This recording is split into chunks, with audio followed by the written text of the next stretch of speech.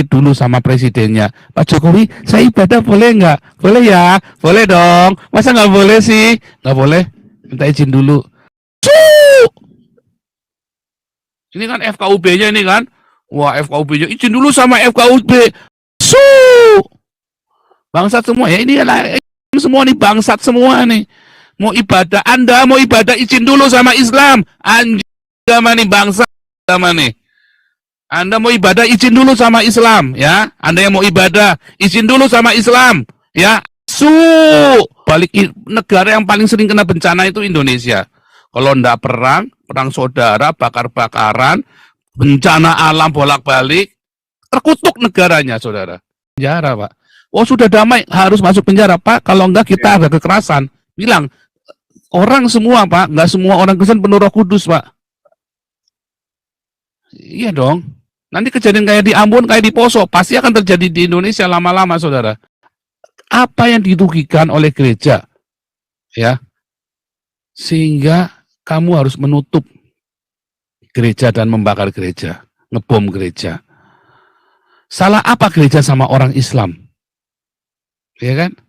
Ya karena itu gereja tuh yang dibawa oleh Belanda, Belanda menjajah. Bangsa juga, kamu itu bukan dijajah, kamu itu dijual, tahu nggak?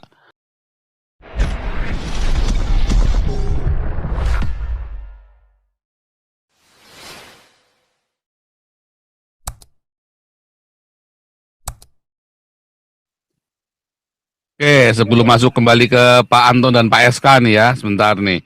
Butut pembubaran ibadah, jemaat GKKD dapat izin sementara. Lah, izin sementara. Orang mau ibadah kudu minta izin, anjing juga ini Indonesia ya, bangsat juga ini Indonesia nih ya. Orang mau ibadah, Pak Jokowi, saya mau ibadah, boleh Pak ya, boleh ya. Masuk! Orang mau ibadah kok izin, kenapa ya? Saya tuh mau ibadah, Tuhan yang menciptakan langit dan bumi, Tuhan yang Maha Esa yang membuat Indonesia bisa berdiri.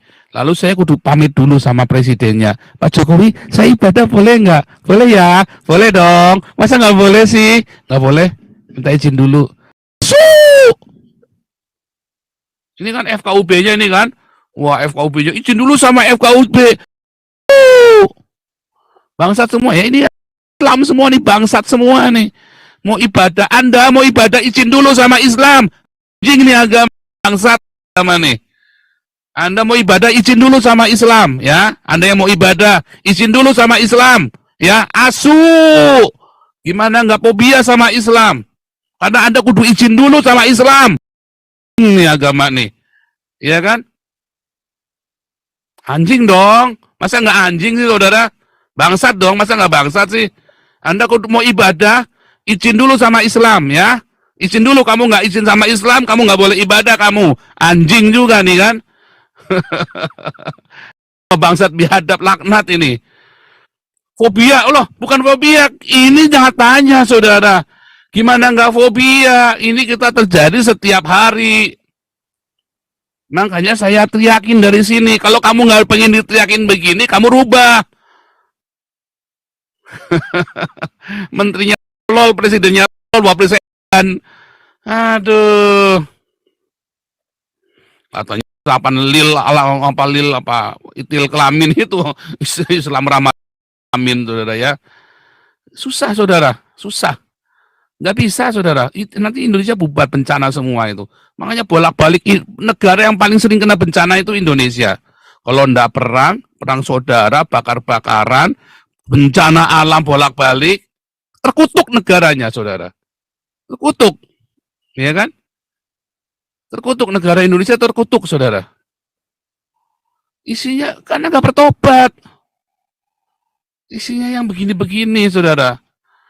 Gerejanya juga takut, gerejanya juga membuat Indonesia jadi terkutuk. Nipu jemaatnya. Iya kan? Kayak Gilbert CS itu kan. Nipu jemaatnya. PGI, itu kan nipu jemaatnya kan. PGPI, itu kan nipu jemaatnya, saudara. Kasih itu tidak bersuka cita karena ketidakadilan. Kok sumpah serapah apa? Oh iya, sumpah serapah. Seperti Yeremia kan, sumpah serapah kan. Loh, semua nabi itu sumpah serapah, saudara ya. Karena kamu diomongin baik-baik kan nggak sadar kan. Coba kalau saya ngomong baik-baik, coba. Berapa puluh tahun Indonesia diomongin baik-baik. Berubah nggak? Enggak. Begitu saya teriak langsung berubah, saudara. Beneran ya, ini kalau sampai nggak berubah, ya ini bilangnya nih ya. Forum Koordinasi Forkopimda Bandar Lampung menggelar rapat setelah video pembubaran paksa ibadah jemaat GKKD viral. Setelah viral, saudara. Nggak viral, nggak bakal, saudara ya. Ibadah GKKD Jalan Soekarno-Hatta, ya, dibubarkan sama Ketua RT, si Wawan. Soal perizinan seharusnya dipersoalkan setelah ibadah selesai. Mana mereka mau nunggu, saudara. Mereka ngerasa yang punya negara kok. Karena kalau membubarkan gitu nggak ditangkap. Makanya ini kudu masuk penjara. Harus Pak Santi Amar, harus masuk penjara, Pak. Oh sudah damai, harus masuk penjara, Pak. Kalau enggak kita ada kekerasan. Bilang, orang semua, Pak. Nggak semua orang Kristen penuh Roh Kudus, Pak. Iya dong. Nanti kejadian kayak di Ambon, kayak di Poso, pasti akan terjadi di Indonesia lama-lama, saudara. Pasti akan terjadi di Indonesia. Jangan bilang enggak, saudara. Ya, serius ya. Jangan bilang enggak, saudara ya. Kejadian Ambon Poso akan terjadi. Orang semua, ya nggak semua orang Kristen penuh Roh Kudus, saudara. Dan orang itu Anda ditindas. Selama ini diam. Akhirnya saya teriak. Ini baru saya cuma teriak baru dengan kata-kata, ya kan? Dan saya akan bakar-bakar nanti, saudara. Ya kan? Baru dengan kata-kata lalu saya bakar-bakar. Untung tidak ada kepikiran buat bunuh orang saya. Untung tidak ada kepikiran buat ngebom Istiqlal, saudara. Iya kan? Coba kalau kayak orang Islam, coba dibom gerejanya. Padahal gereja salah apa sama kalian orang Islam? Hei, orang Islam, bangsa juga nih kau orang Islam. Gereja salah apa sama kalian sehingga dibakar sama dibakar terus, ya dibom. Kecuali memang menggenapi nubuatan bahwa itu memang iblis. Iblis memang tidak pernah suka sama orang baik, sama gereja, ya kan? Apa gereja merugikan apa kepada negara? Apa yang dirugikan oleh gereja, ya? Sehingga kamu harus menutup gereja dan membakar gereja, ngebom gereja. Salah apa gereja sama orang Islam? Ya kan? Ya karena itu gereja itu yang dibawa oleh Belanda, Belanda menjajah. Bangsa juga, kamu itu bukan dijajah, kamu itu dijual, tahu nggak?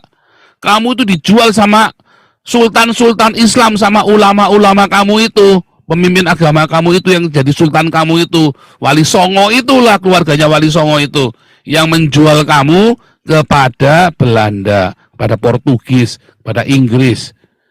Kamu itu dijual, bukan dijajah, tolol kamu.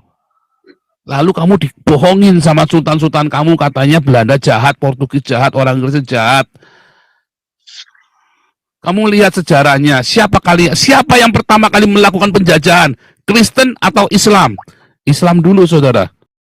Muhammad dulu menjajah ke sana kemari. Angkat pedang. Pernah orang Kristen menjajah lalu kamu kudu jadi Kristen? Nggak pernah, saudara. Muhammad, kamu kudu jadi Islam.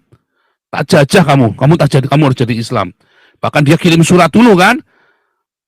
Kalau kamu tidak mau jadi Islam, maka saya serang negaramu. Kalau kamu jadi Islam, maka kamu bayar nanti kamu damai. Kalau kamu nggak mau jadi Islam, kamu saya serang. Iya kan? Itu kan penjajahan. Jangan ngomong enggak lagi, saudara. Wah, Anda suka, orang-orang Islam ini suka menutupi ini nih, apa namanya?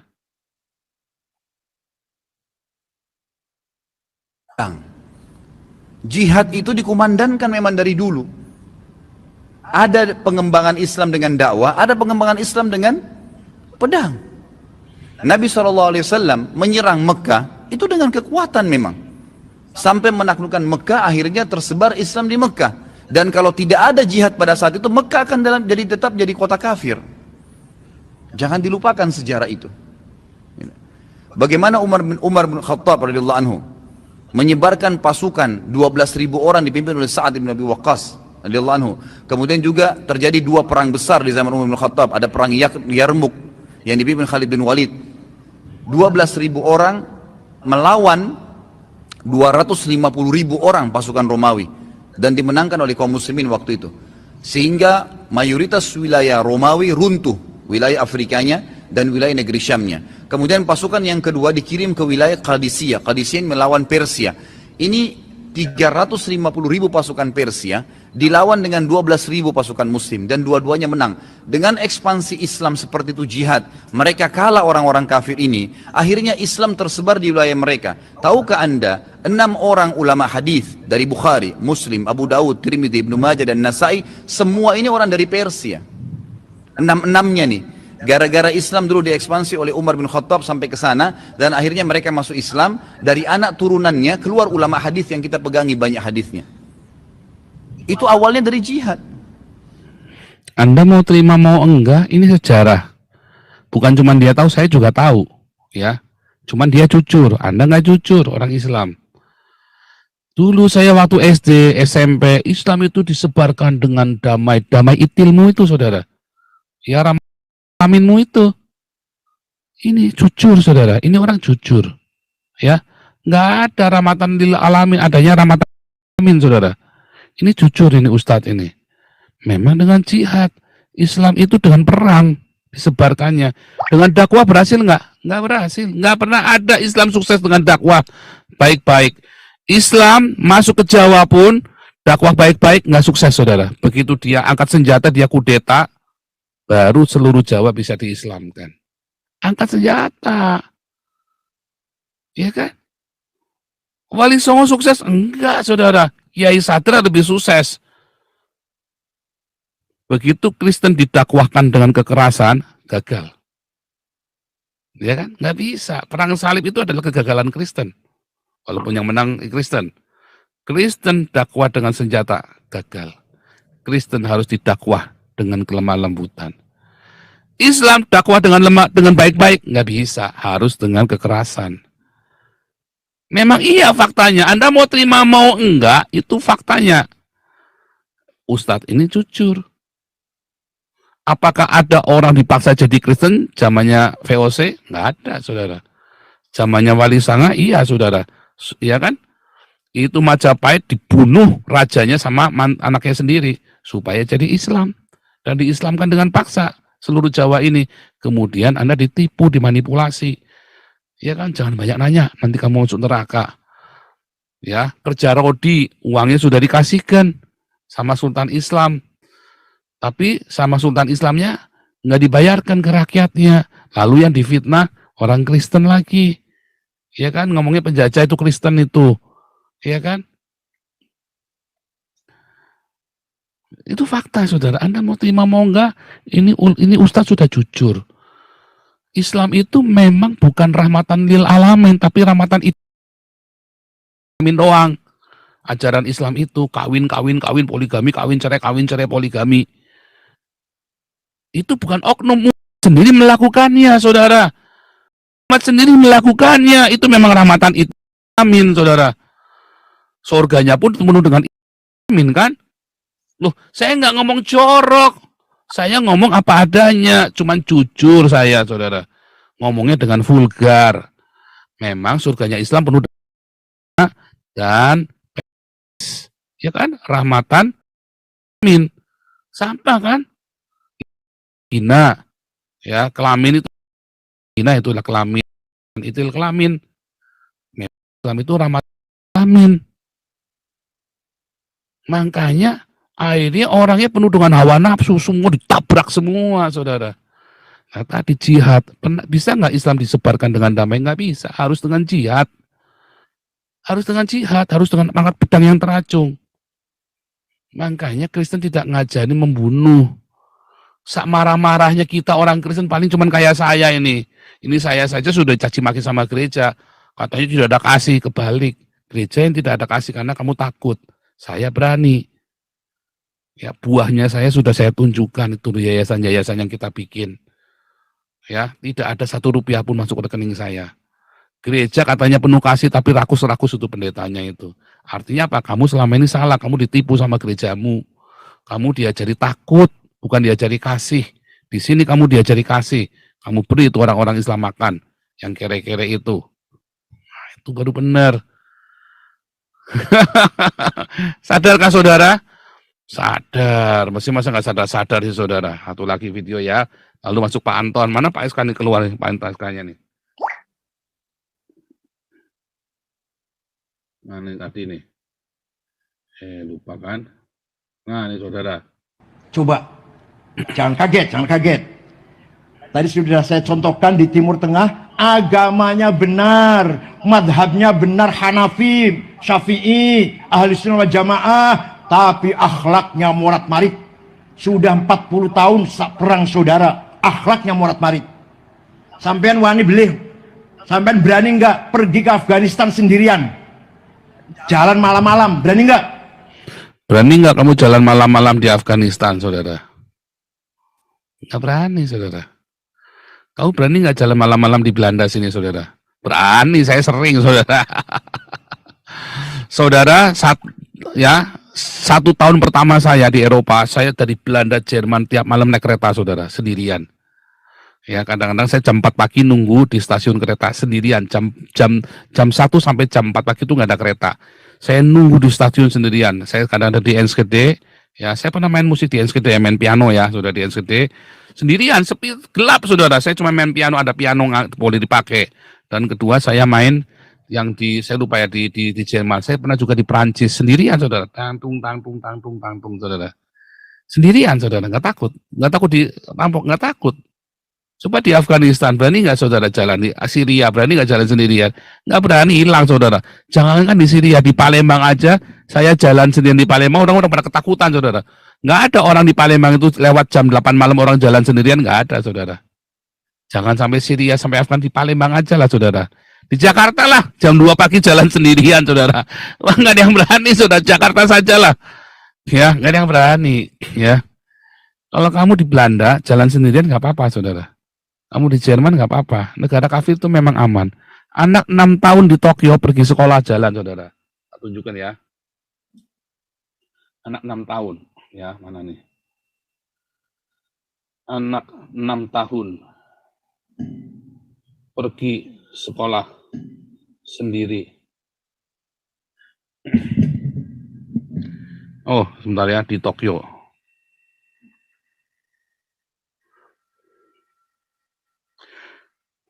Ya, nih ya. Anak-anak pergi dan pulang sekolah di Jepang sendirian, ya. Usianya 6 tahun sudah pergi ya. Karena ini faktor lainnya, anak-anak pergi dan pulang sekolah sendirian pada usia 6 tahun. Nggak ada yang diculik, saudara. Kenapa nggak ada yang diculik ya? Itu negara kafir loh, saudara. Penyembah berhala, free sex, ya, minum sake. Ya, tampaknya seperti usia kecil dilakukan sepanjang hari. Anda melihat manfaat latihan ini.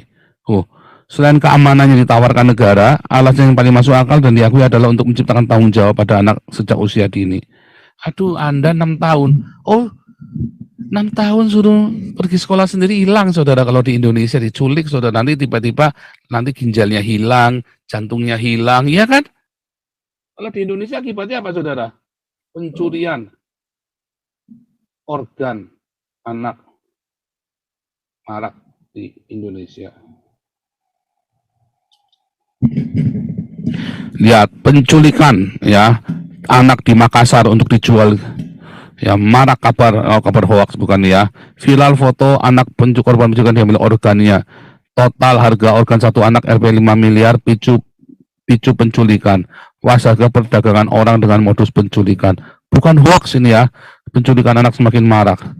Aduh, marak penculikan anak untuk dijual belikan organnya, saudara. Wah, negara yang rahmatan itil kelamin itu, saudara, ya kan? Udah nanti tambah panas, saudara ya. Sudah 2K yang nonton live viewernya. Anton Jawa Tengah.